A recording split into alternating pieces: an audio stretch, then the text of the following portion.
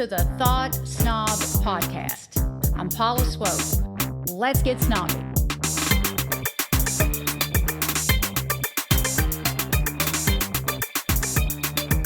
Today's episode is an update on my peptide journey.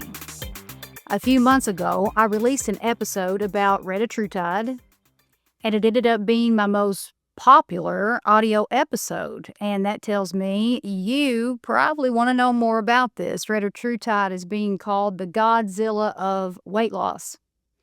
So how does it fit into the Thought Snob podcast? Well, I designed this podcast to help people live a better life by exploring unconventional and non-traditional pathways to success, and peptides definitely fall into that category. Retatrutide has been one of the most impactful tools I have ever used. So I'm back to share what's changed, what's worked, and what hasn't. I started taking Retatrutide on October 25th, 2025. And at this point, I've lost a significant amount of weight. But the way this weight loss has happened is very different. And that's what we're going to talk about today. So you can make an informed decision about whether this is something, worth exploring for yourself. And I am not a medical doctor. This is just my human experience. Take what resonates, leave the rest, okay? Now, if you listened to my last episode about peptides, you know that I went all in on experimenting with a few peptides, and I was under medical supervision and, figuring out what actually works for my body. Well, it's been a few months now, and I've learned a lot. Some things got better, some things stopped working, and a couple of things just completely surprised me. So this is my real update. What I'm still using, what I stopped, what went wrong, and what's actually working now. And just like I said before, I'm going to repeat this again. I am not a medical doctor. This is not medical advice. This is my experience. So I'm going to start with, I'm not going to start with Retatrutide. I'm going to start with Sermorelin, because this one was a real journey to figure out. Now, in the beginning, I started taking it for sleep, and it actually helped my sleep, but then things went sideways. What I didn't realize at first, and this is really important, is that Sermorelin has to be taken on an empty stomach, typically 2 to 3 hours after eating, because insulin can blunt growth hormone release.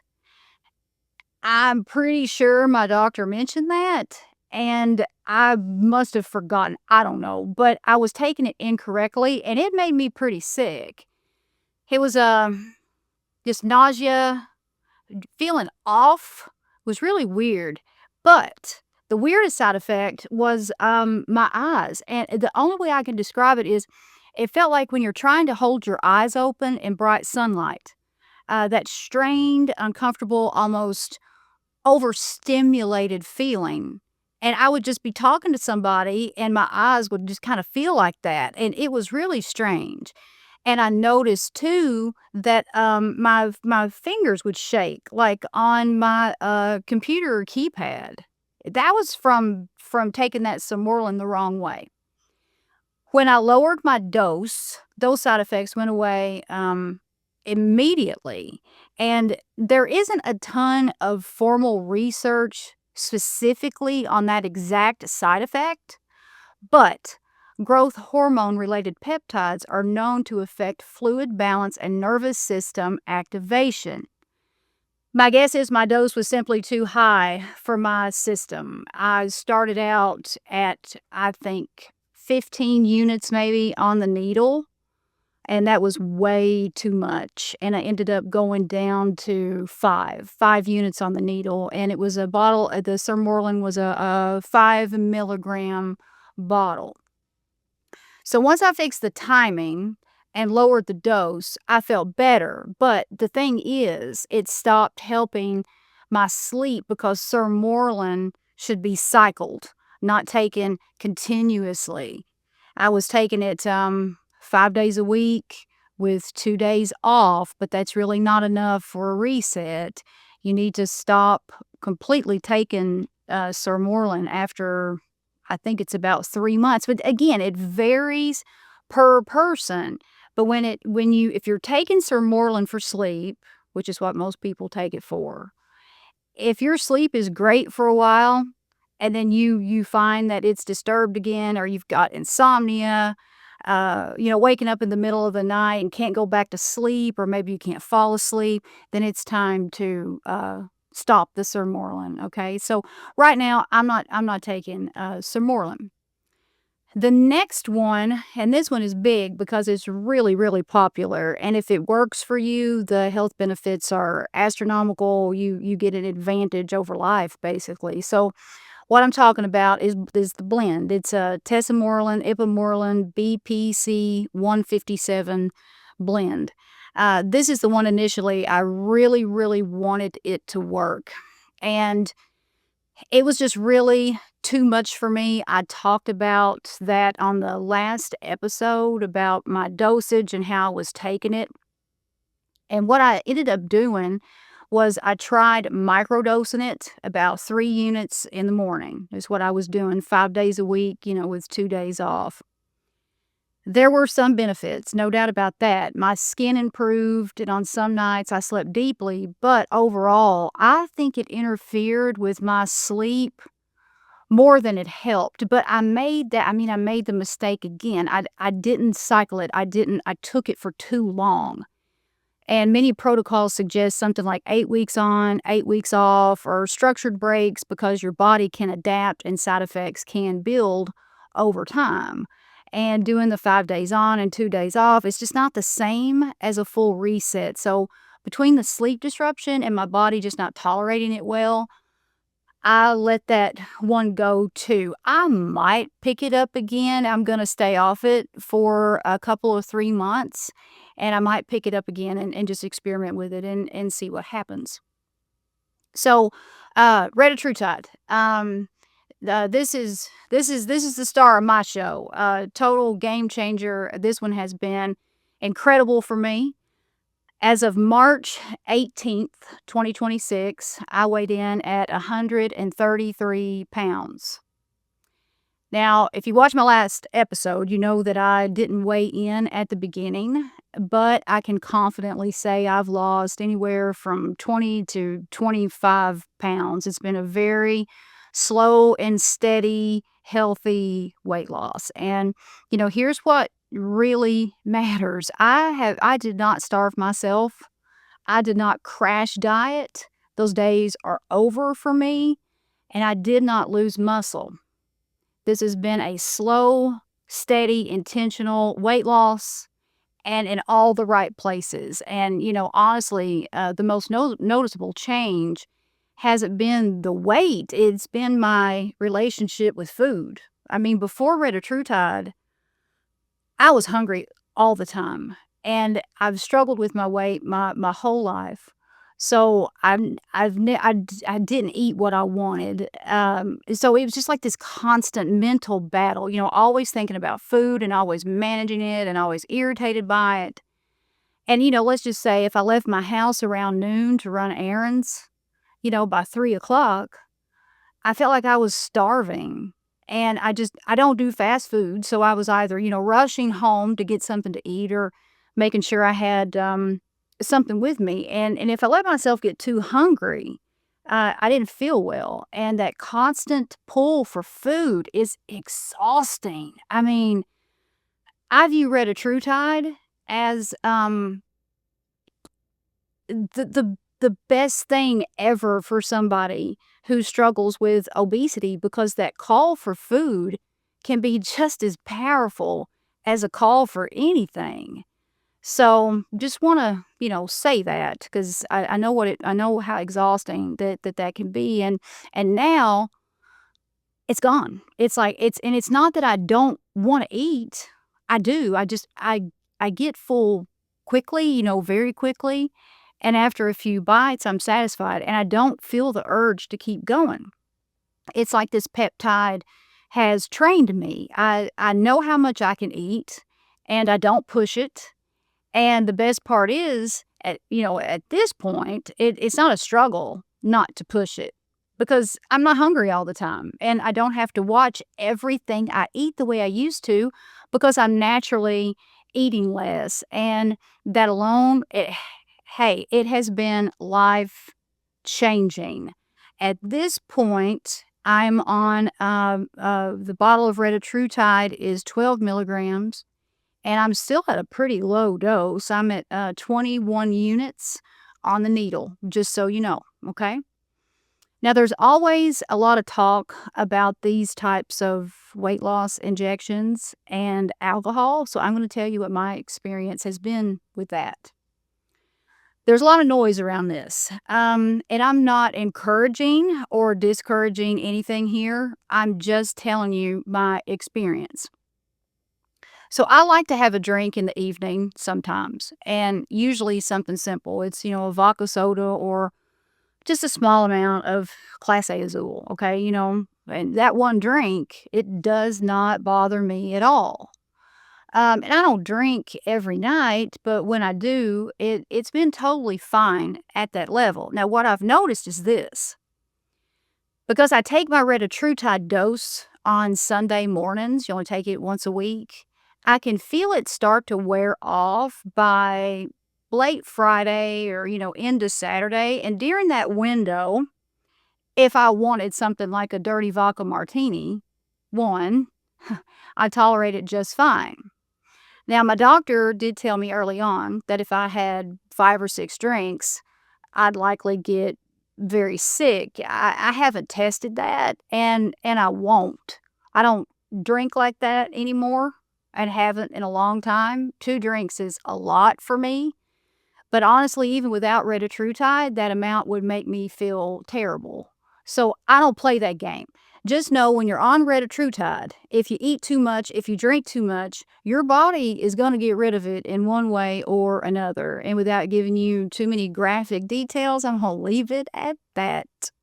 So you figure out what you can get by with and what you can't pretty quick, okay? So on that note, I'll start talking about my side effects with Retatrutide. I've only had 2, really. I've tolerated it very well, and in the beginning, it was heartburn, way worse in the beginning, but now I think it's pretty much subsided. I might feel a twinge of it, the next day after I take my dose on, Sunday mornings, but it really has not been that big of a deal. Now, after my weekly dose, some digestive, changes. A couple of days after, my digestion speeds up, and it's nothing extreme, but noticeable. And again, this is dose dependent. I worked up slowly, and I stay on a relatively low dose. I started at 5 units on the needle back in October, and I'm only at 21, and I may increase it, I may not. We'll see what happens. I only wanna, lose maybe 10 more pounds, and then I'm gonna start maintaining. So overall, what I've learned about peptides, these are not casual supplements. I mean, they're powerful, and you need to be careful about stacking supplements with your peptides too. You need to always talk to your doctor about that. But the biggest lesson I've learned is this. There is no universal dose. It's like what works for someone else might not work for you at all. You have to find your sweet spot, and that takes time and awareness and working with a medical professional. So the newest peptide that I have tried, and this is when the Sermorelin stopped working for me. I learned about DSIP, D-S-I-P. The blend 157 seemed to disrupt my circadian rhythm. And that's another reason why I started experimenting with DSIP. And so this is the Delta sleep-inducing peptide. And this has been a really nice addition. So D-sip is believed to act on the central nervous system, helping regulate sleep cycles and support relaxation pathways in the brain. The research is still limited, but it's been studied for improving sleep quality and reducing sleep disturbances. So for me, with these peptides, less is more. So I take one unit on the needle around 7 p.m. and that works beautifully. When I started at 6 units, way too much. And here's how you know your dose is too high. You feel exhausted, but wired. You're in bed and you're so tired, but you're wired. And you cannot go to sleep. And that feeling is miserable. So with peptides, you know pretty quickly how they're going to affect you. So my current sleep stack right now that's working for me, and you got to keep in mind that I am 49 years old. I am postmenopausal, and that certainly is a factor that has to be mentioned when you're talking about peptides. So I do my D-sip, that low dose, that 1 unit, and then I take progesterone every night, 300 milligrams of that, and then magnesium and a small dose of melatonin. I tried stacking GABA with that, and I didn't feel well, so I took that out of the mix. So after a lot of trial and error, this combination is finally supporting deep, consistent sleep again. So here's where I am now. I've simplified everything. I'm only using what actually works for my body. My weight is down, my sleep is back, my energy and mood are better, and most importantly, I have a healthy respect for these compounds. There is no miracle drug. Retatrutide didn't do the work for me. It made the work easier. And so my final thought here is, if you take anything from this episode, let it be this. Don't copy someone else's protocol. Listen, learn, work with a medical professional, and pay attention to your body, because it will tell you very quickly what's working and what's not. All right? So that's all for today. If you want to watch or listen to my first episode about peptides, it aired on December 16th, 2025. The title of that episode is Retatrutide and Peptides, My Experience. It will be easy to find. The Thoughts Now podcast is literally everywhere you get your podcast. So I appreciate you being here with me today, and I will see you next week.